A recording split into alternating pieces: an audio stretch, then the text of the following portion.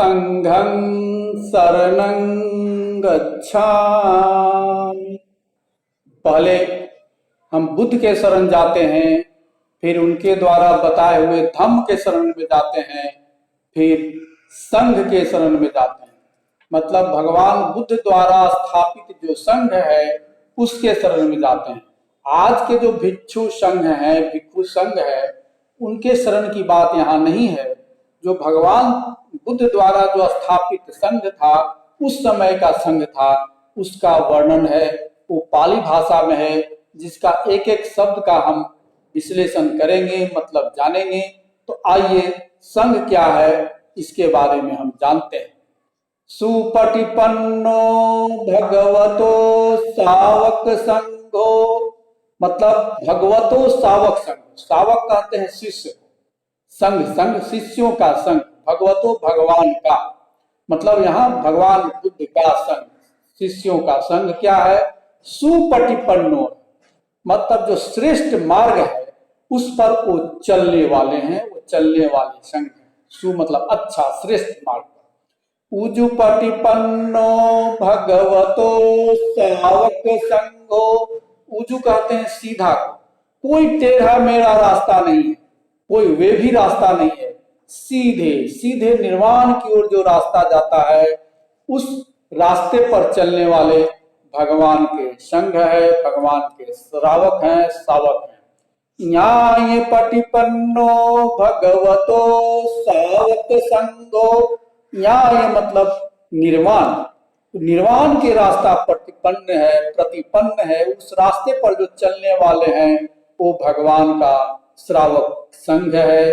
सामीचि पटिपन्नो भगवतो सावक संघो, सामीचि, सामीचि कहते हैं सटीक को, सटीक मतलब यथा पटिपन्ना तथा पटिपन्ना, जो जैसा है उसी तरह से, उसमें कोई फेरबदल नहीं, कोई जुड़ाव नहीं, कोई परिवर्तन नहीं, वो सीधे निर्वाण की ओर जाता है, सटीक रास्ता है, उस पर चलने वाले जो भगवान का संघ है वो यहाँ उसी से मतलब है, संघं शरणं गच्छामि।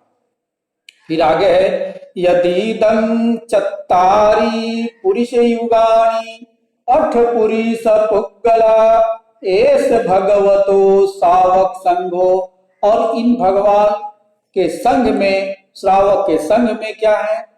चत्तारि पुरुष युगानि, चार तरह के पुरुष का जोड़ा है, पुरुषों का चार तरह का जोड़ा है। यहाँ पुरुष का मतलब पुरुष और महिलाओं से भी चार तरह का जोड़ा, और अठ पुरुष पुग्गला, और 8 तरह के लोग हैं। पुग्गला कहते हैं एक व्यक्ति को, जो एक एक व्यक्ति है, एक एक है, उसे ही हम 8 पुरुष पुग्गला कहते हैं। तो ये 4 तरह के जोड़ा क्या है? सोतापन, सगदागामी, अनागामी, अरहत, ये 4 तरह के हो गए। सोतापन मतलब जो स्रोत में पड़ गए हैं, अब निर्वाण प्राप्ति के जो मार्ग है उसके जो स्रोत में पड़ गए, उसे हम सोतापन कहते हैं। और इस दुख चक्र में वो ज्यादा से ज्यादा 7 बार ही वो आएंगे और इनका जन्म होगा। सोतापन के बाद सगदागामी, सगदागामी का मतलब हुआ वो अब सिर्फ और सिर्फ एक बार ही इस मृत्यु के बाद इस दुख चक्र में आएंगे, वो सगदागामी हो गया।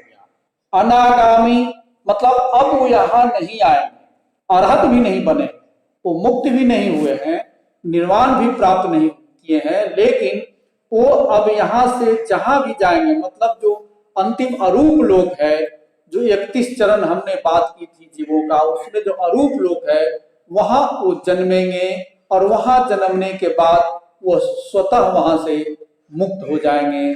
उसे हम अनागामी कहते हैं, मतलब फिर से वो मनुष्य लोक में नहीं आएंगे। उसके बाद अरहत, अरहत कहते हैं जो पूर्ण रूपेण मुक्त हो गया, जिसने पूर्णतः जो है दुश्मनों को, जो क्लेश है, जो दुख का चक्र है, उसको समाप्त कर दिया, उसे हम अरहत कहते हैं। तो इस 4 तरह के जोड़ा है जो इस संघ में है। और 8 तरह के लोग हैं। 8 तरह के लोग कैसे हैं? जो सोतापन शुरू हुए हैं, जो सोतापन के अंतिम अवस्था में है, जो सगदागामी है वो शुरुआती दौर में है, या सगदागामी के अंतिम दौर में है, और अनागामी है तो शुरुआती में है या अंतिम में है, अरहत है तो अरहत शुरुआती में है या पूर्ण रूपेण मुक्त हो गए हैं। तो इसे हम 8 तरह के लोग कहते हैं जो भगवान के संग में है। तो ये भगवान का जो श्रावक संघ है, इस संघ के बारे में यहाँ वर्णन है कि इसमें एक गुण है जिसके हम शरण में जाते हैं, इस तरह के संघ में जाते हैं। आहू नहीं हो, अब यह भगवान का जो संघ है आहू नहीं हो मतलब बुलाने लायक है, आदर का सम्मान देने लायक है, उन्हें बुलाने लायक है, निमंत्रण देने लायक है। पाहुन है, उनका सत्कार करना है, पाहुन बनाना है।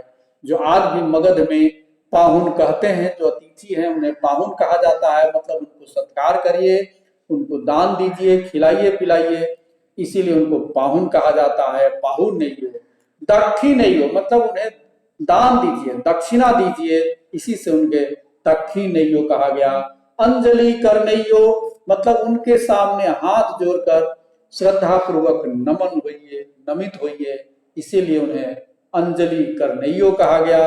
अनुत्तरंग मतलब वो अब इस लोक से ऊपर है, उनके समान ऐसा जनरल आदमी नहीं है, इसीलिए उन्हें अनुत्तर कहा गया।